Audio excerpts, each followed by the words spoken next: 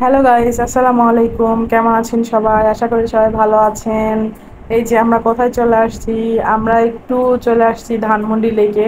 যেহেতু আমার কয়েকদিন আগে ধানমন্ডিতে একটু কাজ ছিল, তো ওখানে একটু কাজ করে পাশেই যেহেতু ধানমন্ডি লেক, আর দেশের অবস্থা কয়েকদিন এমন গেল, এর কারণে আমরা বাইরেও বের হতে পারিনি সেই রকম। আর ঘরের মধ্যে থাকতে থাকতে একেবারে বন্দি অবস্থা। আগে যেটুকু বাইরে বের হতে পারতাম, এখন তাও পারি না, কেননা এখন চারিদিকে যে অবস্থা আপনারা সবাই জানেন। এখন বাইরে বেশি ঘোরাফেরাটাও অতটা সেফ না, সেই জন্য বাইরে বের হই না। তবে জরুরি কাজ ছিল, সেজন্যই বের হয়েছিলাম। তো ব্যাংকের কাজ শেষ করার পরে একটু হাতে সময় ছিল, ভাবলাম যে একটু পাশে ধানমন্ডির লেক আছে, একটু ঘুরে যাই, একটু নিরিবিলি একটু নিঃশ্বাস নিয়ে যায়। তো এখানে যে মানে নকশা করা এগুলো কি ছিল জানি না, হাঁটতে ভালোই লাগছিল। আর ধানমন্ডি লেকে কিন্তু অনেক বড় বড় পুরাতন গাছ আছে, যেগুলো অনেক ছায়া দিচ্ছে।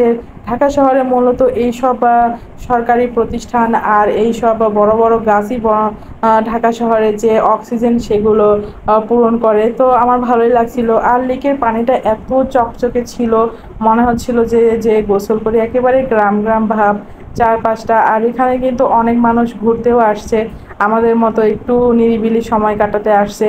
ভালোই লাগছিল থাকতে। আর আমি বললাম যে এখানে আমরা মাঝে মাঝে আসতে পারি একটু ঘুরতে। আর এখানে দেখতে পাচ্ছেন মানুষ মাছ মারছে, এখানে অনেকেই হুইল বড়শি দিয়ে মাছ মারছে। ভালোই লাগছিল এদের বড়শি দিয়ে মাছ মারা দেখে, আমারও ইচ্ছে করছিল যে আমিও মাছ মারি। আর ওই যে দূরে দেখতে পাচ্ছেন একেবারে লেকের মধ্যে হচ্ছে ঝর্ণাটা, সুন্দর লাগছিল, তো ভিডিও করে নিলাম একটু। আর চারপাশে গাছগাছালিগুলো দেখতে পাচ্ছেন, একেবারে লেকের পানিতে ছুঁই ছুঁই অবস্থা, এত সুন্দর লাগছিল। ওই পাশটা দেখাই যাচ্ছিল না গাছের ডালের কারণে, ঘন ডাল। খুবই ভালো লাগছিল। আর আকাশটাও ছিল হালকা হালকা মেঘ মেঘ। আর একটু আগেই বৃষ্টি হয়ে গেছে, যার কারণে একেবারে গাছগাছালিগুলো মনে হচ্ছে করে প্রাণ ফিরে পাইছে।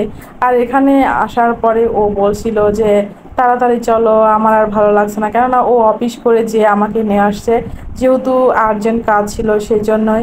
আর এই তো দেখতেই পাচ্ছেন এত চকচকে পানি, নিচে পাতাগুলো আছে, তারপরেও এত সুন্দর লাগছিল দেখতে। তো এখন আর ও থাকবেই না। আমি বললাম আর একটু থাকি, ও বলছে যে আর একদিন নিয়ে আসবো, নিয়ে আজকে চলো। তো আমি বললাম ঠিক আছে, আমরা কিন্তু এখানে মাঝে মাঝে আসতেই পারি ঘুরতে, কেননা এখানে আসলে একটু মনটাও ভালো হয়ে যাবে। কেন প্রকৃতির মাঝে থাকতে গেলে সবারই ভালো লাগে, প্রকৃতি আমার কাছে অনেক ভালো লাগে। আমি একটু বললাম একটু বসি, একটু ভিডিও করে দাও, একটু ছবি উঠায় দাও।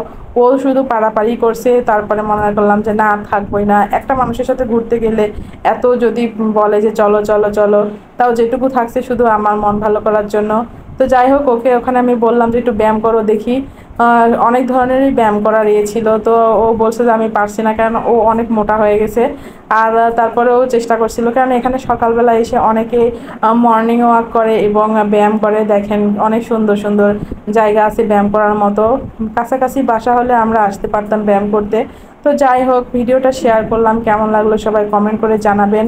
আর আমাদের পেজটাতে সবাই ফলো দিয়ে রাখবেন এবং ইউটিউব চ্যানেলে সবাই সাবস্ক্রাইব করবেন।